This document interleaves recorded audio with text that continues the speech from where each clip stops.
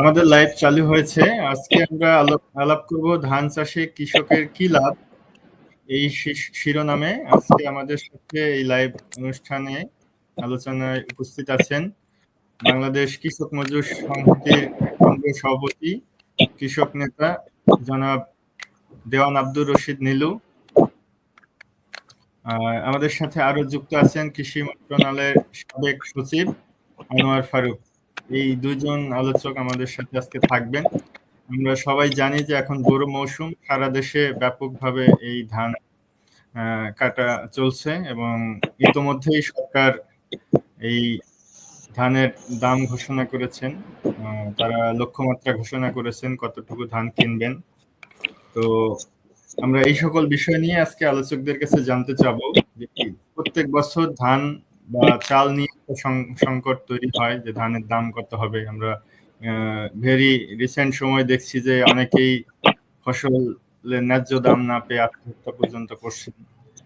তো এই পরিস্থিতিতে আমরা এই আলোচনার বিষয়টা নিয়েছি এবার যে ধান বিষয়ে, যেহেতু ধান চাল প্রত্যেকটা মানুষকে প্রতিবেলায় খেতে হচ্ছে, ফলে এই ধান যেহেতু চালের প্রধান কাঁচামাল, ধান থেকেই চাল হচ্ছে, ফলে এই ধানের রাজনীতিটা কি, ধানের সংস্কৃতিটা কি, এই বিষয়ে আসলে আজকে আমরা আলাপ করব। আমরা জানতে চাই যে কৃষক কেন ধান চাষ করে লাভবান হচ্ছে না, এই বিষয়গুলো।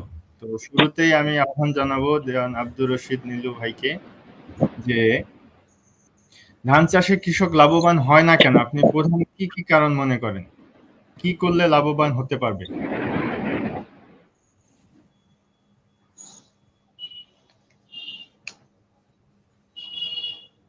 ধন্যবাদ উপস্থাপক মোস্তফা এবং সভা আলোচক। আমরা এবং যারা শুনছেন সবাইকে কৃষক মিত্র সমিতির পক্ষ থেকে শুভেচ্ছা।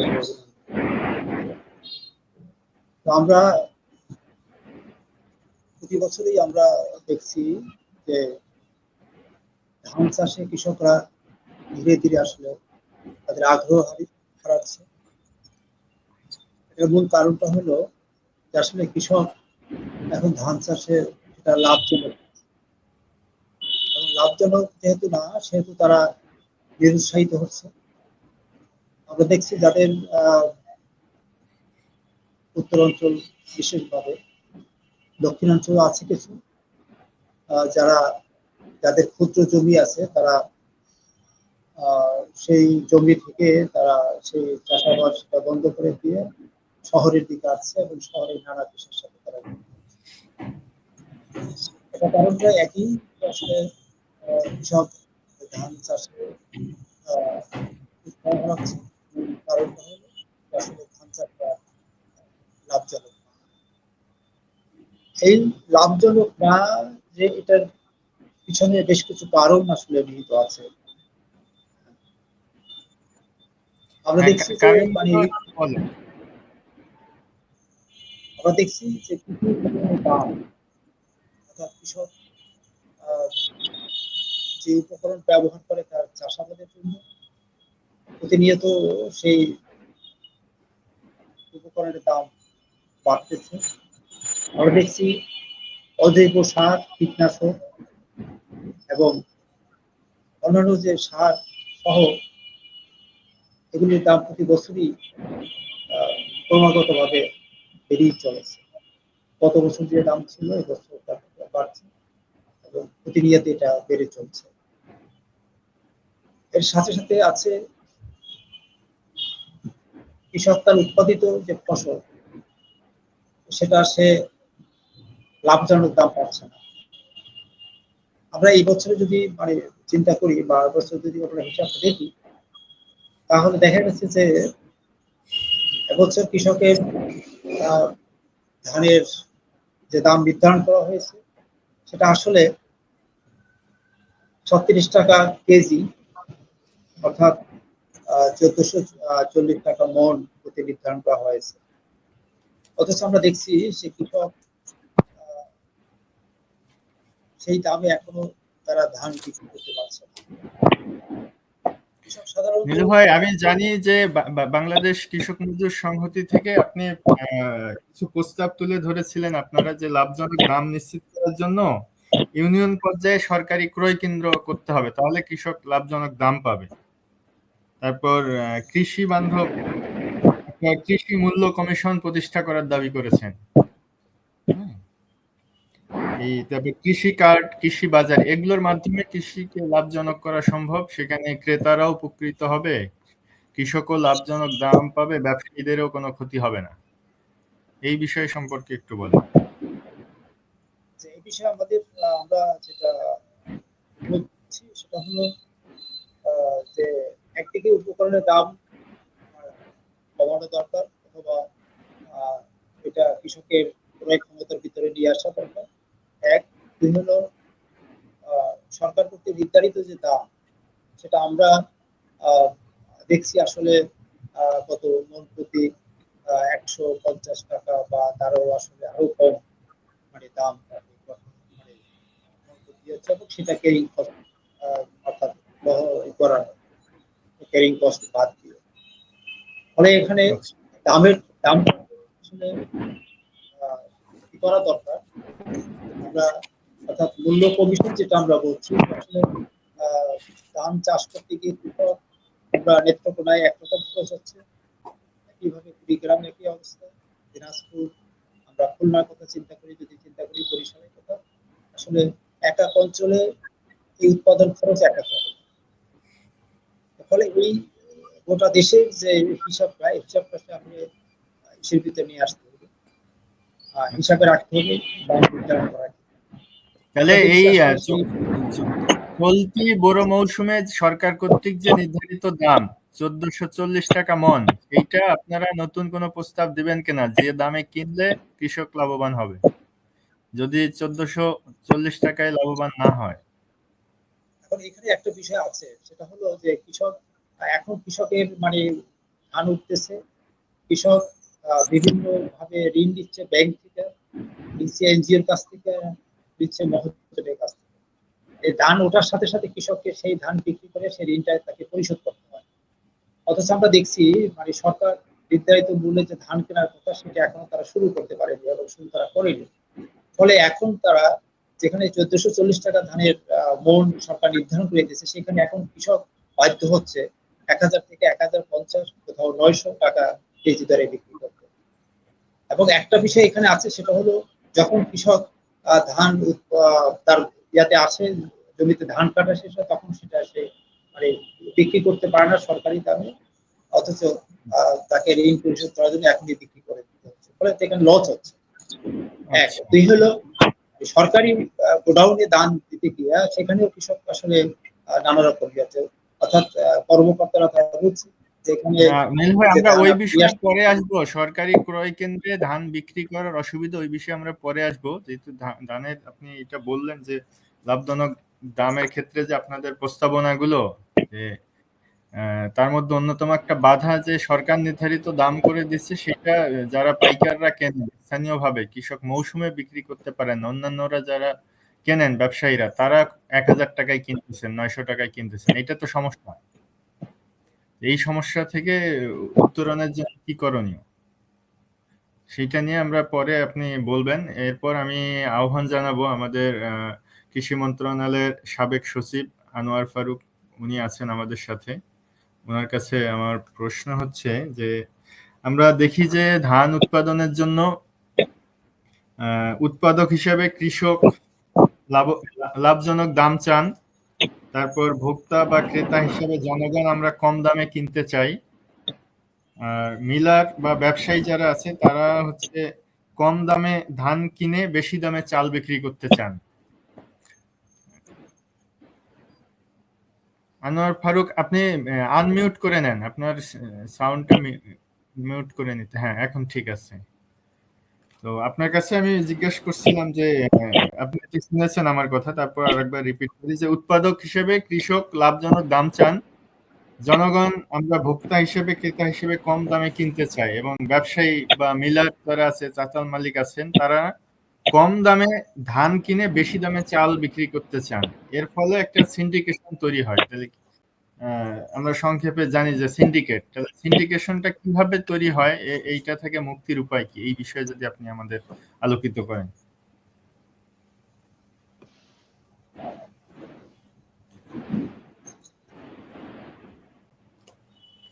শুনেছেন আমার কথা?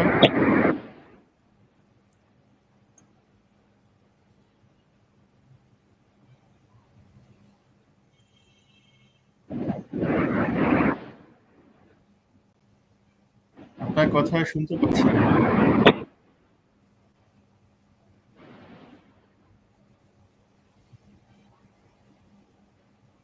হ্যালো?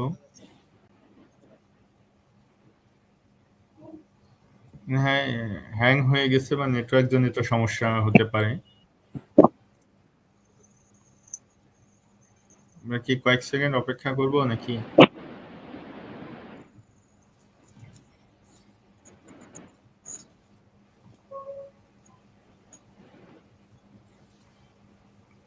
আমরা তো অপেক্ষা করছি। আনোয়ার ফারুক, আপনাকে আমরা শুনতে পাচ্ছি না।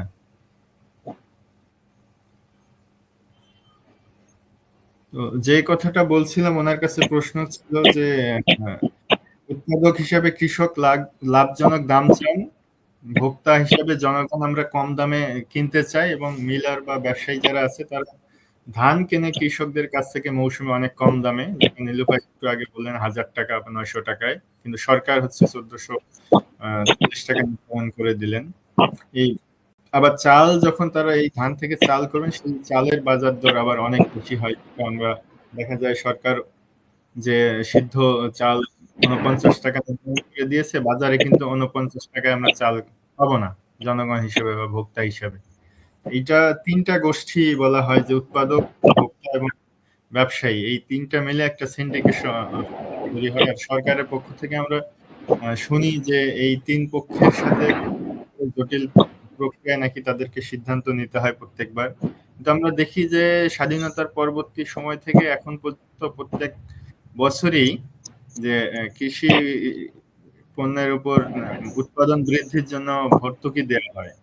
সেই ভর্তুকির যে মূল্যটা, যে ভর্তুকির সুবিধাটা তো আমরা ভোক্তা হিসেবেও পাচ্ছি না বা কৃষকদেরকেও পেতে দিচ্ছি না।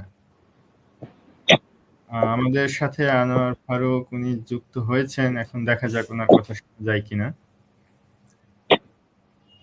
আপনি কি আমাদের কথা শুনতে পাচ্ছিলেন? এতক্ষণ নেটওয়ার্ক মনে হয় সমস্যা আপনার ওখানে।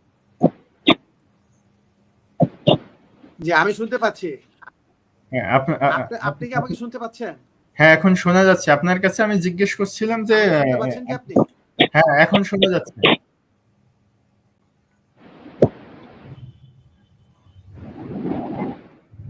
আপনাকে কি আবার জিজ্ঞেস করব প্রশ্নটা?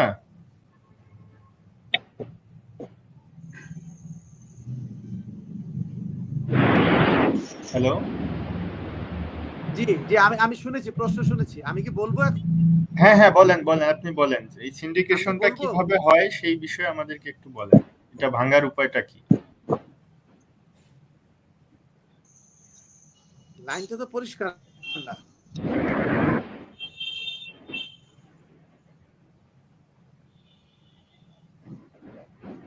না, না, না, দরকার নেই। আমি প্রশ্ন শুনেছি। আমি আমার বলে দিচ্ছি। প্রথম কথা হলো যে ধন্যবাদ আপনি। প্রথম কথা হলো যে মোবাইলটা মনে হয় ঘুরে গেছে। আপনার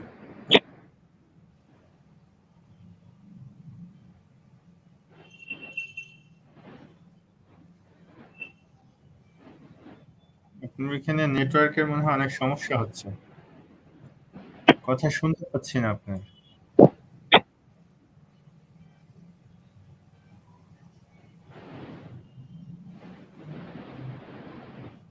হ্যালো?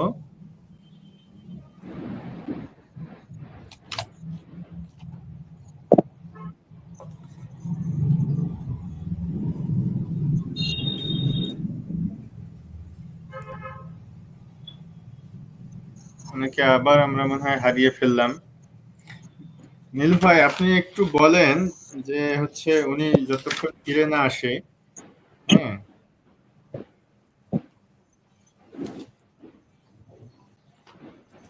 এই সরকার হচ্ছে একটা প্রত্যেক বছর একটা আমদানির হচ্ছে কারণ বলে হিসাবে তারা সরকার বলতেছে যে চাহিদা আমাদের যে Bangladesh rice research institution, Bangladesh ধান গবেষণা ইনস্টিটিউট, তাদের একটা তথ্য মতে প্রায় প্রতি বছর 42 লক্ষ টন উদ্বৃত্ত থাকে।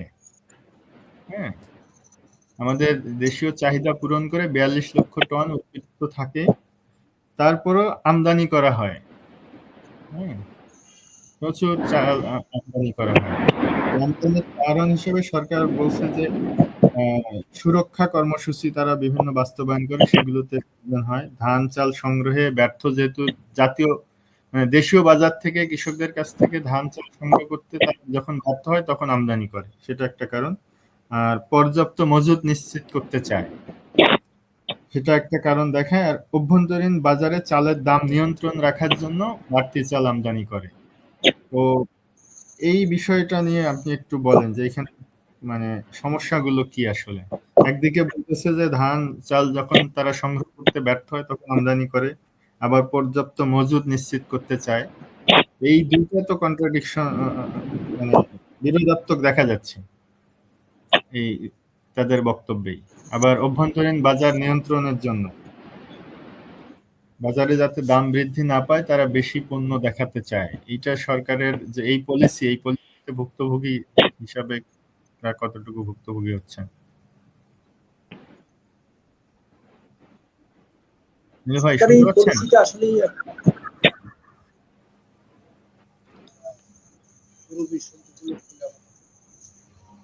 কারণ আমরা দেখছি কৃষক সে ধান উৎপাদন করে কিন্তু পর্যাপ্ত ধান তারা কিনছে না।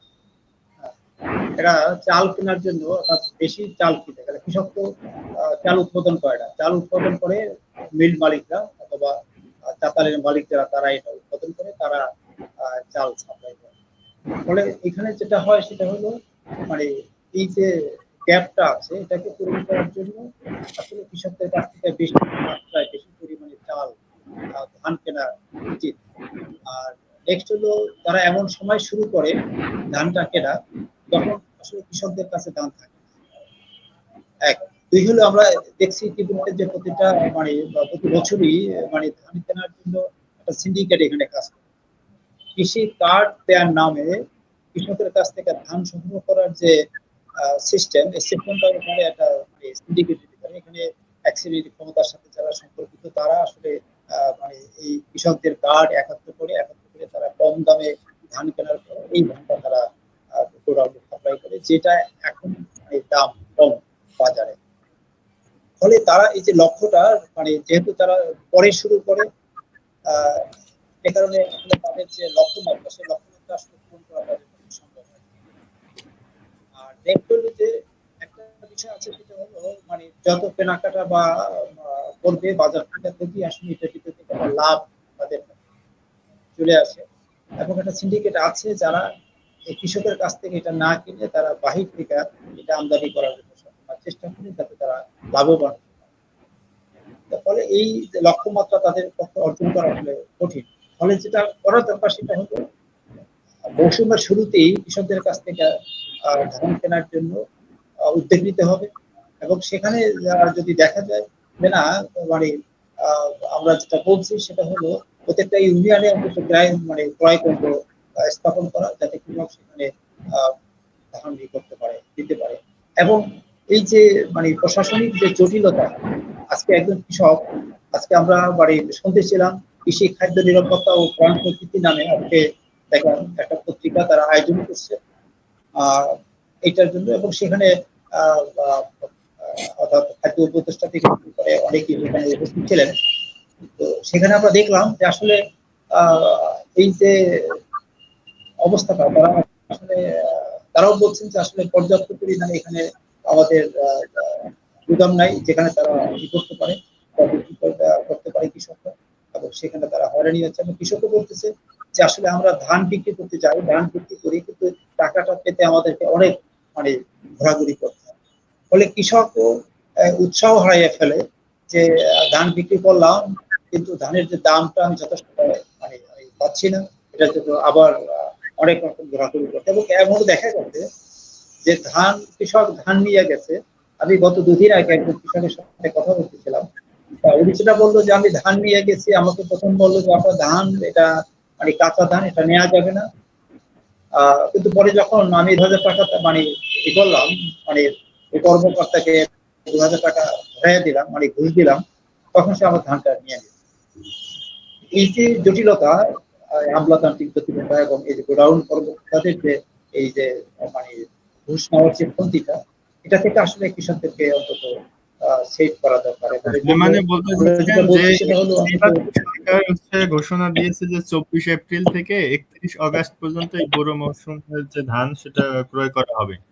তো বছরের শুরুতেই তারা ঘোষণা দিয়েছে, এবং এই কৃষকরা যে সরকারের কাছে ধান বিক্রি করতে অনাগ্রহী হয়, তার একটা কারণ হিসেবে বললেন যে হয়রানির শিকার হয়, পরিবহন সহ তাদের যে বিক্রয়ের জটিলতা, টাকা পেতে সমস্যা, এই সমস্যাগুলো দূর করার জন্য কি করা যেতে পারে?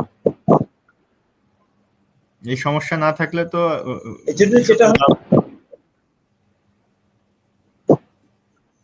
এই সমস্যার জন্য আসলে দীর্ঘদিনের তৈরি হওয়া যে এই যে অব্যবস্থাপনা এবং যে মানে ঠকানোর এবং তাদেরকে মানে প্রতারণা করার যে সিন্ডিকেট তৈরি হয়েছে, এবং সিন্ডিকেটটা ভাঙা দরকার। এবং আমরা এই বছরের জন্য বলছি অন্তত সাময়িকভাবে যদি আমরা এই ক্রয় কেন্দ্রগুলিতে যে মানে সেনা সদস্যদের উপস্থিতি থাকে, তাইলে সেখানে এই বছরের জন্য আমরা কৃষকদেরকে এই হাত থেকে রক্ষা করতে পারি।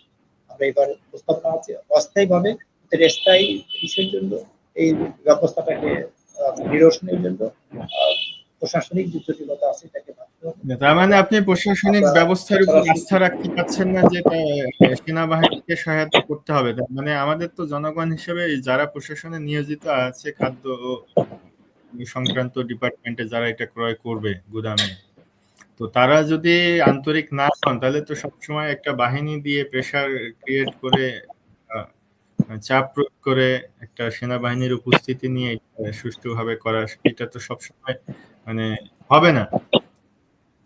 এখন সেক্ষেত্রে তো এই আমাদের যারা দায়িত্বে নিয়োজিত আছে যে প্রশাসন, তাদেরকে জবাব আপনারা যারা কৃষক সংগঠন আছেন আঞ্চলিকভাবে প্রত্যেকটা এলাকায় এই ফসল কেনার মৌসুমে যদি আপনারা সেই প্রশাসনের সাথে কৃষকদের কি জটিলতা ওই উপস্থিত থাকেন, সেক্ষেত্রে তারা সুবিধা পেতে পারে কিনা? সেটা তো এখন আমরা যেটা এবছরের জন্য আমরা যেটা দেখছি সেটা হলো বর্তমান যে সরকার এখন আছে সেটা অন্তর্বর্তীকালীন সরকার, নির্বাচিত সরকার না। যারা আসলে এই অনেক ক্ষেত্রেই আছে যেটার জন্য আসলে তারা দৃঢ়ভাবে বা শক্তভাবে পদক্ষেপ দিবে এই সমস্যা নিরসনের জন্য, কিন্তু সেটা তারা পারছে না। সেটা কারণটা হলে আমরা দেখছি যে এখানে বেশ কিছু কমিশন তৈরি হয়েছে, কিন্তু কৃষি সংস্কার কমিশনটা আসলে করা খুব জরুরি।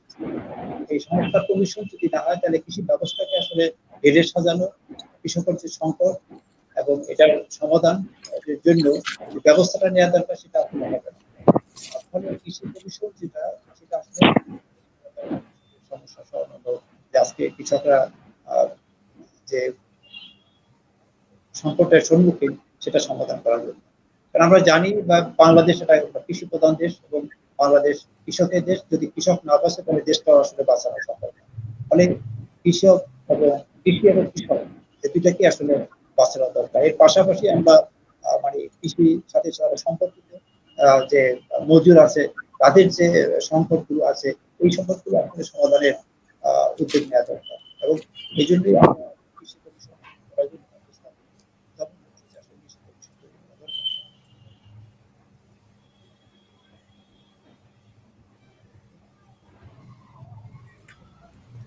ভাই একটা, এই যে আপনারা যে প্রস্তাব দিয়েছেন যে হচ্ছে কৃষি মূল্য কমিশন প্রতিষ্ঠা করা, যেটা বাংলাদেশে নাই কিন্তু আমাদের পাশে ভারতে আছে, শ্রীলঙ্কায় আছে, বিভিন্ন দেশে আছে, যেটা ভারতে আছে minimum support price, MSP, minimum support price. এটা ইন্ডিয়ায় আছে আর কি, তারা কৃষকদের এবং কৃষি খাতের মানে কৃষকদের সুবিধার জন্য এটা করছে। স্বাধীনতার পরপর তাদের মোটামুটি 1966-65 তারা এটা চালু করে। এর উদ্দেশ্য হচ্ছে কৃষি খাতে কৃষকদের আরো বিনিয়োগে আকৃষ্ট করে উন্নত ফসল উৎপাদনের এর জন্য, যাতে কৃষকরা আরো নিতে পারেন বা কৌশল গ্রহণ করতে পারেন। তারপর যখন কৃষক একটা লাভজনক দাম পাবে, তার লাভ হবে, তখন সে উৎপাদন বৃদ্ধি করবে এবং কৃষকের যখন আয় বৃদ্ধি হবে তখন সে অন্য ফসলের দিকে শিফট করবে না। একটু আগে বলছিলেন ধান চাষে সে লাভ পায় না, তখন সে পেঁয়াজ বা অন্য কোনো ফসলের দিকে যায়। তখন দেখা যায় সারা দেশে যখন ধান উৎপাদনকারীরা যদি অন্য ফসলে যায়, তখন কিন্তু একটা ধানের ক্রাইসিস তৈরি হয়। যখন ধান যদি লাভজনক হয়, তখন কিন্তু ক্রাইসিসটা আবার হবে না। এই কারণে ভারতে এই মিনিমাম সাপোর্ট প্রাইস, যেটাকে আপনারা প্রস্তাব দিচ্ছেন যে সেরকম একটা কমিশন গঠন করা, যেটা হচ্ছে কৃষি মূল্য কমিশন। এটা বছরের শুরুতেই কৃষকদের জন্য লাভজনক দাম নির্ধারণ করবে। ধান সহ যাবতীয় কৃষি ফসলের একটা বাজারজাত মানে যাচাই বাছাই করে খরচ, তারপর নিম্নতম জাতীয় মজুরি, কৃষকদের সবকিছুকে বিবেচনায় রেখে বছরের শুরুতেই যারা প্রত্যেকটা ফসলের একটা দাম সুনির্দিষ্ট করবে। এটাতে কৃষকরা একটা নির্দিষ্ট দাম পাবে, লাভজনক দাম পাবে, তারা উপকৃত হবে। ভোক্তারাও একটা নির্দিষ্ট দামে সহনীয় মাত্রায় থাকবে, সেটা কিনতে পারবেন, তারাও সিন্ডিকেটের শিকার হবেন না। আবার যারা এই ধান চাল ব্যবসা করবেন, তারাও একটা লাভ পাবেন, কেউই ক্ষতিগ্রস্ত হবেন। ফলে এইটা মনে হয়, আমার মনে হয় যে আপনাদের যেটা কৃষক মজদুর সংহতি থেকে যে প্রস্তাবনা, যে কৃষি মূল্য কমিশন, এটা যদি প্রতিষ্ঠা হয় বাংলাদেশে, তাহলে একটা যুগান্তকারী ঘটনা ঘটবে। এই বছর বছর যে হয়রানি বা চরম অনিশ্চয়তা কৃষকদের, এইটা কাটবে। তো এটার জন্য আপনাদের আমি ধন্যবাদ জানাই। এবং একই সাথে আমাকে আরেকটু বলেন যে এই সাম্প্রতিক সময়ে বিভিন্ন জায়গায় দেখছি যে কৃষি যে উৎপাদনের যে সামগ্রী, সেখানে তো বছর বছর সব সামগ্রী চেঞ্জ হয় না। যেমন যদি ট্রাক্টর বা লাঙ্গল, এই জিনিসগুলো তো আর প্রত্যেক বছর চেঞ্জ হয় না। একবার একটা কৃষি যন্ত্র যেগুলো আছে, ধান মাড়াইয়ের যন্ত্র বা চাষের বিভিন্ন যন্ত্র, সেচ যন্ত্র, সেগুলো আর প্রত্যেক বছর কিনতে হয় না। যেটা কিনতে হয় সার, বীজ, কীটনাশক, সেচ দিতে হয়, টাকা খরচ হয়, বিদ্যুৎ, জ্বালানি। তো এই ফসলের চাষের ক্ষেত্রে হচ্ছে কৃষকদের ক্যান্সার বেড়ে যাচ্ছে অতিমাত্রায় কীটনাশক এবং সার ব্যবহারের ফলে। কৃষকের স্বাস্থ্য ঝুঁকির মধ্যে ফসল তো সারা দেশের মানুষ খাচ্ছে, যারা সরাসরি কৃষির সাথে জড়িত না, তাদেরও স্বাস্থ্য ঝুঁকি। একদিকে আমাদের খাদ্য নিরাপত্তা দরকার, আর একদিকে নিরাপদ খাদ্য দরকার। ফলে এই নানান প্রচার প্রচারণায় কৃষকের হাতে তো বীজ নাই, বীজ প্রত্যেক বছর কিনতে হয়। এখন কৃষক যদি সেই সকল ধানের জাত, যারা একই সাথে উচ্চ ফলনশীল হবে এবং কম সার কীটনাশক নির্ভর, সেগুলোর দিকে চাষাবাদকে নিয়ে যাওয়ার কোনো পরিকল্পনা বা প্রস্তাব আছে কিনা? শুধু বাড়তি উৎপাদনের জন্য তো পুরা প্রকৃতির মধ্যে একটা ধ্বংসযজ্ঞ শুরু হয়ে গেছে। এখন দেখা যায় নতুন নতুন ধরনের পোকামাকড় আসছে, এখানে মাছ কমে যাচ্ছে, পাখি কমে যাচ্ছে। যে পাখিরা ফসলের পোকা খেয়ে ফসলকে রক্ষা করে, সেই পাখিকে আপনি যদি কি বলে সেই ফসলের ক্ষেতে কীটনাশক দেন, সেই পাখি কীটনাশক তো পোকামাকড় খেয়ে মারা যায়। তো এই পরিস্থিতিতে কৃষিকে নিরাপদ করার চিন্তা আছে কিনা? এখানে দুইটা বিষয়, একটা হলো খাদ্য এবং নিরাপদ খাদ্য। এখন আজকে আমাদের দেশে খাদ্য বাইরে থেকে আমদানি করতে হচ্ছে। আমরা বিশেষভাবে আমাদের প্রধান যে খাদ্য শস্য চাল, সেটা আমদানি করতে হচ্ছে। সেক্ষেত্রে আসলে এই নিরাপদ খাদ্যের যে বিষয়টা, যে আসলে যে খাবারটা আমরা খাচ্ছি, যে চালটা আমরা খাচ্ছি, এটা নিরাপদ, এটা মানে আইডেন্টি করা, এটাকে বাছাই করা অথবা এটাকে বাছাই নেওয়া এখন এই সময়টার জন্য আসলে খুবই মানে জটিল অবস্থা। কারণ আমি যে খাবারটা খাবো, পেট ভরে খাবার খাবো, ভাত খাবো বা ভাত খাচ্ছি, এটা আসলে নিরাপদ কিনা এটা যাচাই করা তখনই আসলে সম্ভব যখন আমার সেই খাবারটা পর্যাপ্ত থাকে এবং পর্যাপ্ত থাকে। যেহেতু সেই খাবারটা পর্যাপ্ত না, ফলে এখন এটাকে যাচাই করা যে আমার খাদ্যটা নিরাপদ কিনা এটা আমাদের জন্য এখন একটা মানে কঠিন অবস্থা। তারপরেও আসলে এমন কোনো খাদ্য মানে আমদানি করা বা এটাকে চাষাবাদের দিকে নিয়ে যাওয়া খুব জটিল। আমরা দেখছি যে আমাদের দেশে আমাদের নিজস্ব জাতের যে ধান ছিল সেই জাতের ধানগুলো এখন নাই, এটা হারিয়ে গেছে। বহুজাতিক কোম্পানি এমন কিছু ধান আমদানি করছে যে ধান দিয়ে অর্থাৎ প্রতি বছরই সেই বহুজাতিক কোম্পানির যে ধান আমদানি করা ধান, সেই ধান আমাকে কিনতে হচ্ছে, কৃষক থেকে কিনতে হচ্ছে এবং সেটাকে চাষ করতে হচ্ছে, যেটাকে আমরা বন্দা ধান করি। ওটা দিয়ে আর মানে ওই ধান দিয়ে আর বীজ হবে না, এবং সেই বীজ যদি রাখিও আমি শুকাই, এটা দিয়ে আসলে আর কি করা মানে চারা করা সম্ভব না। ফলে এই অবস্থা তো আছেই তৈরি হওয়া। এবং আরেকটা চেষ্টা আমাদের দেশে চলতেছিল, সেটা হলো মানে জিএম মানে ফুডকে বা জিএম বীজকে আমদানি করা। জিএম বীজটা হলো আসলে খুবই মারাত্মক একটা প্রাণ প্রকৃতি ধ্বংসকারী একটা ধান, যেটার ভিতরে একটু ব্যাখ্যা দিই। সেটা হলো যে জিএম ধানটা আমরা জানি যে কৃষক যখন ধান রোপণ করে চারা হয় তখন সে সেটা পোকামাকড়ের জন্য ঔষধ দেয় এবং সার দেয়। সার যখন দেয় কিছু সার পানিতে ভাসে এবং পানিতে যায়, ঔষধ যখন দেয় কিছু বাতাসে উড়ে, কিছু পানিতে পড়ে, কিছু ধানে লাগে, অর্থাৎ পুরোপুরিটা আসলে যায় না। কিন্তু জিএম যে ফুডটা অর্থাৎ জিএম যে বীজ, সেটা এমনই একটা জিনিস, সেটা হলো ওর ভিতরেই আসলে ওই ধানের ভিতরেই ঢুকিয়ে মানে ঢুকানো হয়েছে বা ঢুকিয়ে দেওয়া হয় যে আসলে এটা একেবারে ধানটা পাকা পর্যন্ত কি পরিমাণে সার ঔষধ তার লাগবে এটাও ভিতর দিকে তৈরি হয়। ফলে এই যে জিএম যে ফুড যেটা এটা আসলে এতই মানে পরিবেশের জন্য প্রাণ প্রকৃতির জন্য এতই ক্ষতিকারক, সেটা আসলে মানে বলার আর অপেক্ষা রাখে না, এবং এটা খুবই ক্ষতিকর। এবং আমি যেখানে ভাত খাচ্ছি সেখানে ঠিক সম পরিমাণে পেস্টিসাইড এটার ভিতরে ঢুকতেছে, সেটা কীটনাশকের যে প্রতিক্রিয়া সেটা ঢুকতেছে, এটার ভিতরে সারের ইয়েটা ঢুকতেছে, রিয়াকশনটা ঢুকতেছে। এটার সাথে এই মানে ভাতের যে মার সে কোনো যেহেতু যে খাচ্ছে সেও হইতেছে, এবং এটার তো মানে জমিতে যখন ধান থাকে তখন পাখি শালিক অন্যান্য যারা আছে মানে তারাও সেখানে এসে সর্বপরিবারে সেটার জন্য তারা আক্রান্ত হচ্ছে আমার মাটি, একই সাথে মানে আক্রান্ত হচ্ছে এই এটার বিচালি খাওয়া, যে আমাদের গরু এবং ছাগল যারা বিচালি খায় তারাও আসলে সমপরিমাণে আক্রান্ত হচ্ছে। ফলে এটা আসলে খুবই মারাত্মক, এবং এটা একসময় চেষ্টা চলতেছিল পরীক্ষামূলকভাবে আমাদের দেশে, যদিও এটা এখনো এখানে চালু করে নাই। আমেরিকার মনসন্ত কোম্পানি সেটা এখানে আমদানি করার চেষ্টা করতেছে।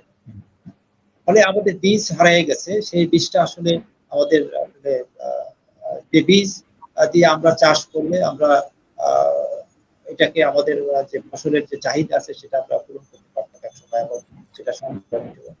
এবং আমি যেটা মনে করি যে আসলে এই যে আমাদের দেশীয় জাত যেগুলো আছে এখন পর্যন্ত টিকে আছে, যদিও খুব এটা সংখ্যা খুব কম, আর সেটাকে আসলে ইয়াতে নিয়ে রিসার্চ করে যাতে এটা আরো উন্নত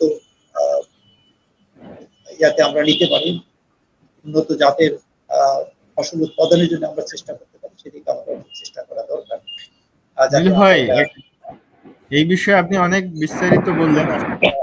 একটা প্রশ্ন করেছে, অনেকজনেই প্রশ্ন করেছে, মানে কমেন্ট করেছে। একটা প্রশ্ন আমরা দেখতে পাচ্ছি যে উৎপাদিত ধানের দাম নির্ধারণে কৃষকের অংশগ্রহণমূলক কোনো প্রক্রিয়া রয়েছে কিনা, না হলে কেন নাই?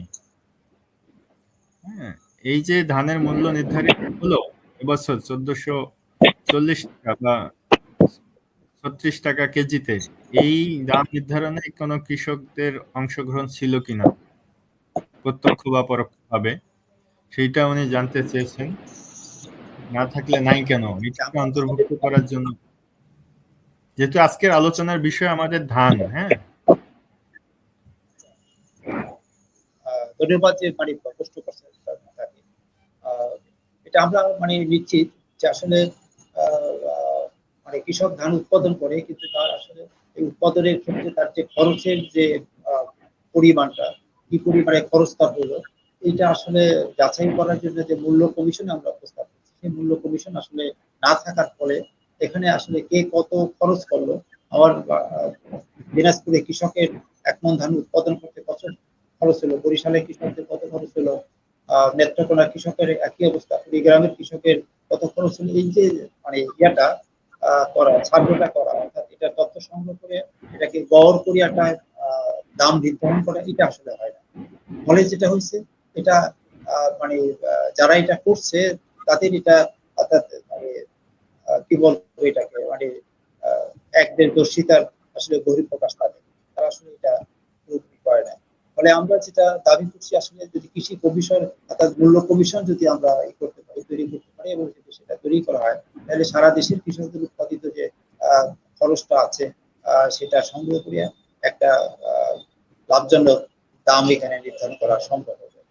ফলে এখানে আবারও যেটা বলতে হয় সেটা হলো যে মূল্য কমিশনের যে ভূমিকাটা এবং মূল্য কমিশনের যে প্রয়োজনীয়তা, এটা আসলে অনস্বীকার্য, এটা অবশ্যই প্রয়োজন।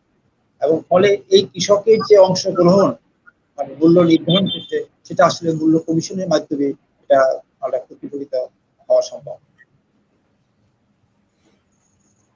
তাহলে একটা জিনিস দাঁড়ালো, এই ধান চাষে কৃষক তখনই লাভবান হবে যখন জাতীয় মূল্য নির্ধারণ কমিশন গঠন করে এই ধান চাষ কি বলে কৃষককে লাভজনক দাম প্রদান করা হবে।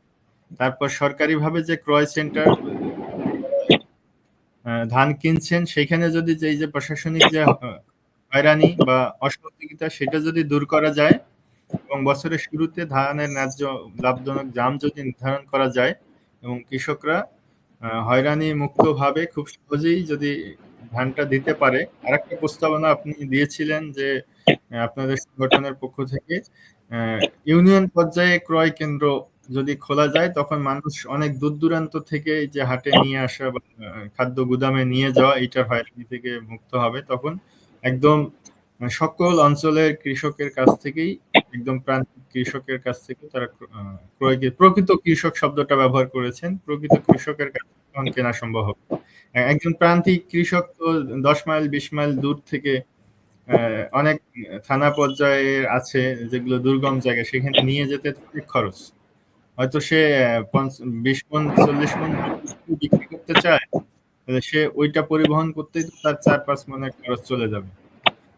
এই উপায়টা আপনারা দিয়েছেন যে ক্রয় কেন্দ্র, এটা ইউনিয়ন পর্যায়ে যদি নিয়ে যাওয়া যায়, তাহলে খুব সহজেই প্রকৃত কৃষকরা ধান বিক্রয় করতে পারবে এবং সেখানে তখন হয়রানির শিকার হবেন না। আর একটা দিচ্ছেন যে কৃষি ঋণ, ধান চাষের ফলে যে মৌসুমের শুরুতেই যে কম দামে কাঁচা ধান পাইকারদের কাছে বা চাতাল মালিকদের কাছে 40 টাকা সরকার নির্ধারণ করে দিল, কিন্তু 1900 বা 1100 টাকা এখন যে বিক্রি করে দিতে বাধ্য হচ্ছে, এইটা যাতে না হয় এর জন্য সহজ শর্তে কৃষকদের ধান উৎপাদনের জন্য একটা ঋণের ব্যবস্থা সরকারি বেসরকারি, এটা প্রস্তাব দিচ্ছে। আমার মনে হয় এগুলো আসলে যুগান্তকারী এবং সংকটের সমাধানের জন্য। একই সাথে যেটা মূল আমি বুঝতে পারলাম ফোকাস, যে জাতীয় কৃষি মূল্য কমিশন যদি গঠন করা হয় এবং তার দিয়ে এই সমস্যার সংকট আসতে পারে বলে আপনি মতামত দিলেন। আমাদের আজকে খুবই দুঃখিত, আমরা একজন আলোচকের নেটওয়ার্ক জটিলতা এবং ওনার ফোনে চার্জ শেষ, আনোয়ার ফারুক সাবেক সচিব কৃষি মন্ত্রণালয় আমাদের সাথে যুক্ত হয়েছিলেন, কিন্তু কথা বলতে আমাদের সাথে অভিজ্ঞতা তার মতামত শেয়ার করতে পারলেন না। উনি আগামী সোমবার আমাদের সাথে হয়তো যুক্ত হবেন, তখন আমরা ওনার কথা শুনতে পারবো। তো নীলু ভাই, আজকে আমরা শেষ করব। হ্যাঁ, শেষ করার আগে আপনি ছোট করে বলেন কৃষকদের মানে প্রতি আপনার আহ্বান বা সরকারের প্রতি আহ্বান।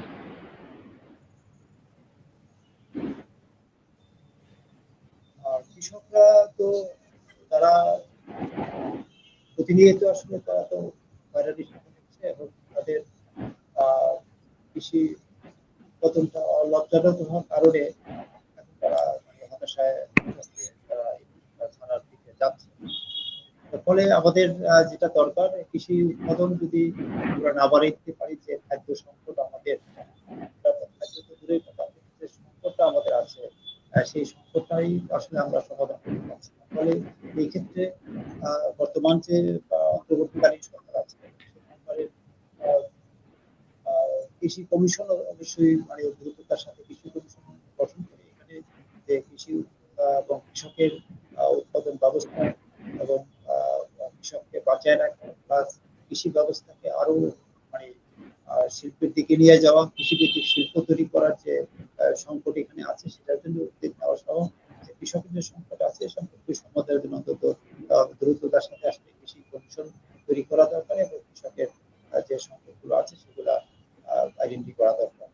এবং আমি মনে করি সেই কৃষি কমিশনের ভিতর দিয়েই আসলে কৃষকের যে সংকটগুলো আছে সারা দেশে সেগুলো বেরিয়ে আসবে। প্রান্তিক কৃষক সহ যে অন্যান্য যারা আছে কৃষি বিশেষজ্ঞ থেকে শুরু করে সবাই, এবং সেটা বেরিয়ে আসবে। যদিও আজকে আমরা দেখছি একটা মানে কি বলে সেই পুরানো সময়েরই একটা মানে মাথা ভারী একটা মানে কৃষি প্রশাসন ব্যবস্থা আছে, যে কথাবার্তা বলি এটা সমস্ত বাস্তবের কৃষকের কথা সামনে নেয়। আজকে যেই সেমিনারটা হলো, আমি সেখানে অন্তত একটা গুরুত্বপূর্ণ অংশ আমরা পেয়েছি যে যে কৃষি খাদ্য নিরাপত্তা এবং প্রাণ প্রকৃতি নিয়ে যে আলোচনা হলো, যে আলোচনায় কৃষকও উপস্থিত ছিলেন, কিন্তু কৃষকের যে সংকট, কৃষকের যে চাহিদা, সেটার সাথে ওনাদের যে মানে বয়ান, সেই বয়ানের সাথে আসলে বয়ানটা সামঞ্জস্যপূর্ণ না। যদি অনেক তথ্য ওনাদের কাছে আছে, বাট সেই তথ্য সেটা কৃষকদের কাছে আসলে কোনো মানে আপাতত কোনো কাজে আসতেছে বলে আমার কাছে মনে হয় না। ফলে ওই কৃষকের যে সংকট আছে, সেই কৃষকের সংকটের কাছে আসলে কৃষকের দায়িত্ব হবে, তাদের যে আসলে বাস্তবের যে সংকট আছে সেটা সমাধানের জন্য গভর্নমেন্টকে উদ্যোগ নিতে হবে।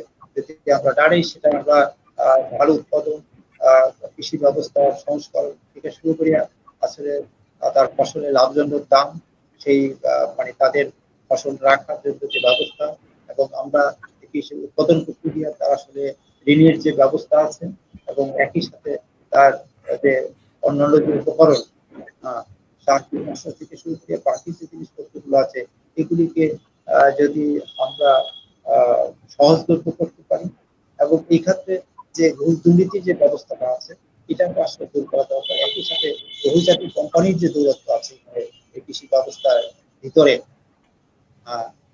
এই উপকরণ সহ অন্যান্য কিছু এটা আসলে মানে বন্ধ করতে হবে। এই জন্য আমাদের একটা কি বলে পরিকল্পিত কৃষি ব্যবস্থা, এবং এটার সাথে জমি সংরক্ষণ সহ বাকি যারা কিছু আছে সেগুলো আসলে নিয়ে আসা দরকার। এবং এটার জন্য আবারও বলতেছি কৃষি কমিশন দরকার, যেটার ভিতর দিয়ে একটা সুস্থ পরিকল্পনার ভিত্তিতে এই কৃষককে বাঁচায় রাখা। অনেক ধন্যবাদ নীলু ভাই, আপনি আসলে আপনার উপর চাপ হয়ে গেছে, অনেকক্ষণ বলতে হলো যেহেতু একজন আলোচক আসলে সংকটের কারণে যুক্ত থাকতে আমাদের কাছ থেকে মানে কি বলে অনেক ওনার আগ্রহ ছিল, আকাঙ্ক্ষা ছিল, কিন্তু যা পরিস্থিতির কারণে আমরা পেলাম না। আমরা আজকে শেষ করব। শেষ কথাটা হচ্ছে এই যে সবকিছুই আমাদের আছে, সরকার আছে, ব্যবসায়ী আছে, কৃষক আছে, উৎপাদন হচ্ছে, কিন্তু একটা ব্যবস্থাপনার অভাবে, একটা গোষ্ঠী স্বার্থের কারণে এই একটা যারা সবচেয়ে বড় অংশ ক্রেতা এবং উৎপাদক, এই তারাই বারবার বঞ্চিত হচ্ছে বা ভুক্তভোগী হচ্ছে। ফলে এই জিনিসটা ভাঙতে পারলেই আসলে কৃষি লাভজনক হবে। ধান হচ্ছে কৃষকের প্রাণ, শুধু আমরা বলি না, ধান আসলে সকলেরই প্রাণ, সকলেরই দরকার। এই ধান বা চাল না খেলে তো আমরা কেউই বাঁচবো না। আমরা যে দলেই করি না কেন, ধান সবাইকে বা চাল সবাইকেই খেতে হয়, ভাত খেতে হয় বা ফসল খেতে হয়। এই জন্য আপনাদের কৃষক সংগঠন থেকে শুরু করে সমস্ত মানুষের এই বিষয়ে কৃষকদের প্রতি একটা কি বলে জোরালো ভূমিকা পালন করা দরকার, যাতে সঠিকভাবে তারা উৎপাদন করতে পারে এবং লাভজনক দাম নিশ্চিত করতে পারে, তাহলে সবার জন্য। ফলে আমি আজকের এই আলোচনা থেকে যারা শুনছেন এবং সারা দেশের সকলকে আহ্বান জানাই, আসুন আমরা সবাই কৃষিকে লাভজনক করার জন্য কৃষকের পাশে দাঁড়াই, তাহলে সবার উপকার হবে। উৎপাদক হিসাবে কৃষক লাভবান হবে, ভোক্তা হিসেবে জনগণ আমরা স্বস্তি পাবো এবং যারা ব্যবসায়ী আছেন তারাও উপকৃত হবে ব্যবসা করে। তো আজকে আমাদের আয়োজনের সাথে যুক্ত ছিলেন পুরোটা সময় দেওয়ান আব্দুল রশিদ নীলু, কেন্দ্রীয় সভাপতি বাংলাদেশ কৃষক মজুর সমিতি, তাকে অসংখ্য ধন্যবাদ। আমাদের সাথে যুক্ত থেকেও বিভ্রাটের কারণে আমাদের কাছ থেকে চলে গিয়েছেন আমাদের সাবেক সচিব কৃষি মন্ত্রণালয় আনোয়ার ফারুক। আমরা সকলের শুভকামনা রাখছি আপনাদের জন্য। যারা শুনছেন আমাদের সাথে পাশে ছিলেন, এতক্ষণ কমেন্ট করেছেন, আমাদের উৎসাহ দিয়েছেন, সবাইকে ধন্যবাদ জানিয়ে আজকে আমাদের এই আলোচনা এখানে শেষ করছি। সবাইকে ধন্যবাদ।